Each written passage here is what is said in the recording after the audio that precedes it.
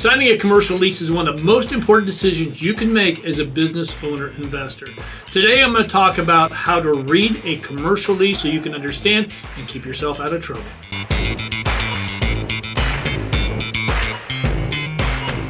All right, let's get started. A lease is not just about agreeing on rent. It's about protecting your interests, planning for growth, and avoiding costly mistakes down the road.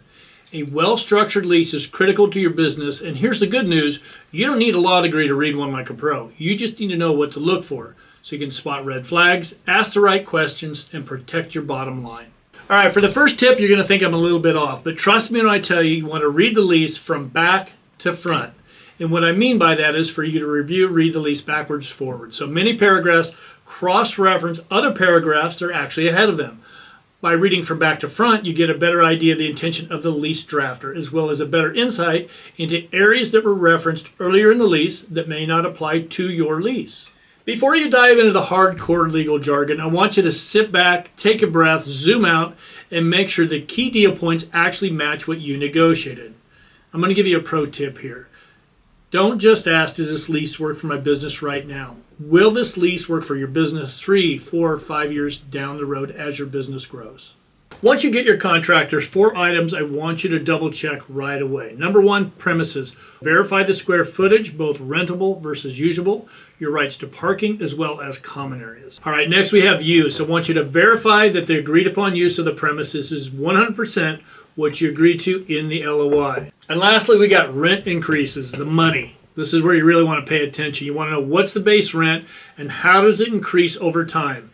Is there a fixed schedule or is there a CPI adjustment? If these basics don't match the agreed upon LOI, I want you to stop and get clarity before moving on. It's much easier to fix issues up front than it is to renegotiate them later. All right, so let's talk about rent since we're on that topic, because it's very rare that you usually just pay the base rent. There are usually additional costs that catch you off guard, so you got to be aware of them. So operating expenses and CAM reimbursements, they can dramatically increase your rent. You also have percentage rent. In some retail leases, you might pay a percentage of your sales above any certain threshold. And lastly, always ask for a detailed breakdown of what's included in the CAM. You want to look to see what is included, such as roof repairs, parking lot resurfacing, even concessions to another tenant. So you really want to make sure you know about that. Now, these types of surprises can cause huge unexpected costs down the road. Next, let's talk about flexibility, because flexibility is the key to success in business, and that's why renewal and termination clauses are so very important. I'm going to give you some tips here that you can look out for. First one, renewal options. Can you extend your lease?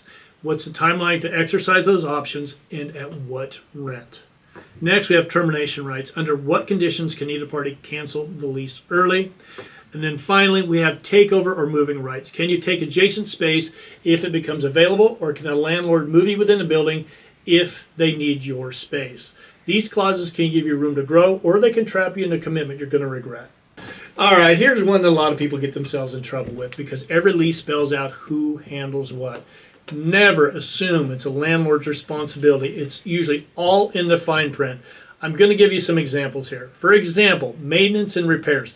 Who fixes the HVA, plumbing, or the roof? Then we got alterations and improvements. Who will make the improvements? Can you alter the space after the lease starts? And here's the kicker. Who owns those improvements when you leave? Now, this is a big one, especially right now. Insurance. What coverage do you need to carry? Do you also insure the landlord, and whose insurance will take precedence over the other? Ultimately, clear responsibilities are spelled out up front. They equate to fewer disputes later, and don't forget who is responsible to make those repairs is not always the one responsible to pay for that repair.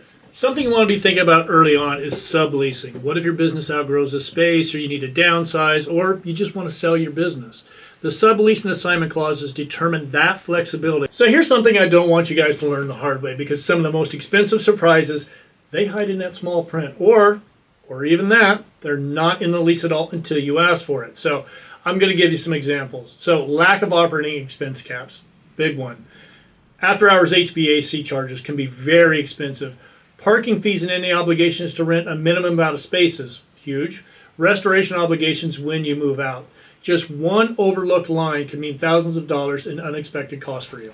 So now I'm going to tell you something that's just a little bit obvious, but I really think is critical to point out to you. It's a really big pro tip, And that's, none of my institutional clients will even think about signing a lease until they have their legal counsel review and comment on it. And I'm telling you, neither should you. Make sure you get a good attorney to take a look at it and comment on it before you sign on that dotted line. All right, in closing, folks, I want you to remember this. Reading a commercial lease like a pro isn't about memorizing legal jargon. It's about knowing what matters, asking the right questions, and protecting your interest. You have to remember, a lease isn't just paperwork. It's part of your business strategy. Guys, thank you for watching the video. I hope this was very helpful. And like I always say, we're building a community here. If you have any questions, put it in the comments. And if you could, please give us a like. And if you haven't done so, make sure you subscribe, please. Thank you.